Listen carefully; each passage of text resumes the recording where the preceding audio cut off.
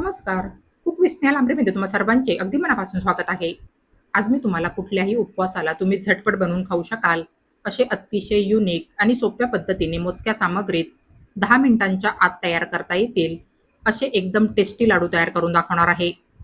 एक थेंबही तुपाचा वापर न करता पनीर, मावा, मिल्क पावडर यापैकी काहीही न वापरता फक्त मोजून 3 सामग्रीत तुम्ही हे लाडू तयार करू शकता.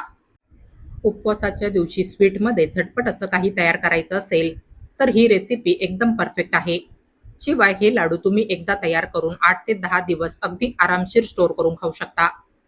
प्रत्येक उपवासाला किंवा मग कधी स्वीट पदार्थ बनवून खावासा वाटला, तर तुम्ही माझी ही रेसिपी एकदा नक्की ट्राय करून बघा. चला तर मग वेळ वाया न घालवता लगेचच आपण आपल्या आजच्या या चविष्ट रेसिपीला सुरुवात करूया. परंतु त्या अगोदर तुम्ही माझा हा चॅनल सबस्क्राईब केला नसेल, तर प्लीज माझ्या या चॅनलला सबस्क्राईब करा, म्हणजे माझ्या पुढील प्रत्येक व्हिडिओच्या नोटिफिकेशन्स तुम्हाला मिळत राहतील. तर सर्वात अगोदर इथे गॅसवर ठेवलेल्या ह्या कढाईमध्ये मी हे 1 कप किसलेलं सुकं खोबरं घालून घेणार आहे. ही माप तुम्ही कुठल्याही साईजच्या वाटीने मोजून घेतली तरी चालेल. हे सुकं खोबरं अगदी मंद आचेवर भाजून घ्यायचंय. ह्याला भाजून अगदीच डार्क तांबूस रंग नाही आला पाहिजे. याचा रंग बदलू न देता ह्याला असं अगदी मंद आचेवर मस्त असं कुरकुरीत होईपर्यंत भाजून घ्यायचंय. खोबरं असं छानपैकी भाजून घेतलं की लाडू जास्त दिवस ठेवले तरी चवीला खराब नाही लागत. हे भाजलेलं सुकं खोबरं मी ह्या कढाईमधून काढून घेणार आहे. यानंतर आता ह्या कढाईमध्ये मी ही अर्धा कप साखर घालून घेणार आहे. ज्या कपाच्या मापाने आपण सुकं खोबरं मोजून घेतलं होतं, त्याच कपाच्या मापाने मी ही अर्धा कप साखर ह्या ठिकाणी घेतलीये. ही साखर आपण लो फ्लेमवर पूर्णपणे मेल्ट करून घेणार आहोत. बस हिला असं अधूनमधून हलवत राहायचंय. हे पहा, ह्या ठिकाणी तुम्हाला ही साखर मेल्ट होऊन थोडीशी ओलसर झाल्यासारखी दिसत असेल. लो फ्लेमवरच हिला पूर्णपणे मेल्ट करून घ्यायचंय. ह्याच्यामध्ये पाणी मात्र अजिबात घालायचं नाहीये. पाणी न घालताच हिला अगदी चॉकलेटी रंग येईपर्यंत लो फ्लेमवरच मेल्ट करून घ्यायचंय. थोडक्यात म्हणजे साखर अशी कॅरमलाइज करून घ्यायची आहे. बस तर आता ह्याच्यामध्ये मी 1.5 कप दूध घालून घेणार आहे. ज्या कपाने आपण खोबरं आणि साखर मोजून घेतली होती, त्याच कपाने 1.5 कप दूध मी ह्याच्यामध्ये घालून घेणार आहे. ही माप चुकू द्यायची नाहीये. कॅरमलाइज झालेली साखर दूध घातल्यानंतर तुम्हाला एकदम कडक झाल्यासारखी दिसेल, पण टेन्शन घ्यायचं नाहीये. हिला या दुधामध्ये एकसारखं हलवत पूर्णपणे मेल्ट करून घ्यायचंय. दुधामध्ये साखर पुन्हा मेल्ट होऊन जाईल, तेव्हा ह्या ठिकाणी घाबरून जायचं नाहीये. बस हिला गॅसची फ्लेम फुल करून असं दुधामध्ये हलवून मेल्ट करून घ्यायचंय. हे पहा, तुम्ही इथे पाहू शकता हळूहळू ह्याच्यातली साखर दुधामध्ये मेल्ट होत चालली आहे. सर्व कॅरमलाइज झालेली साखर दुधामध्ये पूर्णपणे मेल्ट करून घ्यायची आहे. कॅरमलाइज झालेल्या साखरेच्या रंगामुळे दुधाचा रंग सुद्धा ह्या ठिकाणी पूर्णपणे बदललाय. फुल फ्लेमवर याला असं एकसारखं हलवत आटून घ्यायचंय. रबडीप्रमाणे याला आटवून घट्ट करून घ्यायचंय.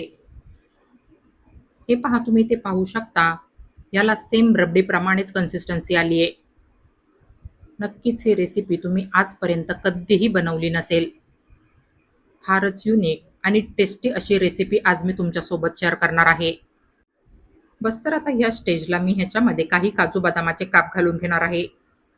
तसं तर हे टोटली ऑप्शनल आहे. तुम्ही ह्याच्यामध्ये फक्त भाजलेलं सुकं खोबरं घालून सुद्धा लाडू तयार करू शकता, किंवा मग तुम्ही ह्या ठिकाणी तुम्हाला हवे ते ड्रायफ्रुट्स ह्याच्यामध्ये घालू शकता. हे टोटली तुमच्या आवडीवर डिपेंड राहील. बस तर आता ह्याच्यामध्ये आपण हे भाजलेलं सुकं खोबरं सुद्धा घालून घेऊया.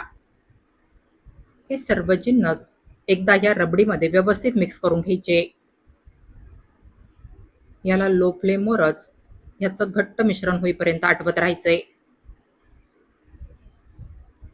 हे पहा, तुम्ही ते पाहू शकता, हे मिश्रण ह्या ठिकाणी घट्ट होत चाललंय. सर्वात शेवटी थोडीशी वेलची जायफळची पूड ह्याच्यामध्ये घालून घ्यायची आहे. हे लाडूचं मिश्रण चांगलं असं घट्ट होईपर्यंत आटून घ्यायचंय. खरोखर ही रेसिपी बनवायला फारच सोपी आणि खाण्यासाठी अतिशय टेस्टी लागते. उपवासाच्या दिवशी तुम्ही हे लाडू अगदी फक्त 10 मिनिटांच्या आत तयार करू शकता खाण्यासाठी. हे पहा, हे मिश्रण असं एवढं घट्ट तयार करून घ्यायचंय. तयार केलेलं मिश्रण मी ह्या ताटामध्ये काढून घेणार आहे. ह्याला असं ह्या ताटामध्ये थोडंसं पसरून ठेवायचंय, म्हणजे हे हवा लागून लवकर थंड होईल.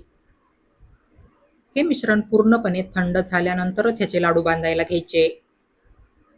मिश्रण पूर्णपणे थंड झालं की ह्याचे लाडू बांधून घ्यायचे.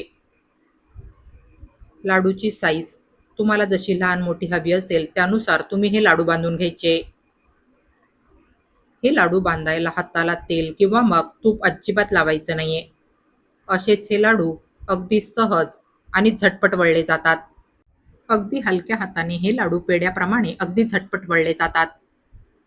हे पहा, एक थेंबही तुपाचा वापर न करता हे लाडू ह्या ठिकाणी फारच मस्त बनून तयार झाले.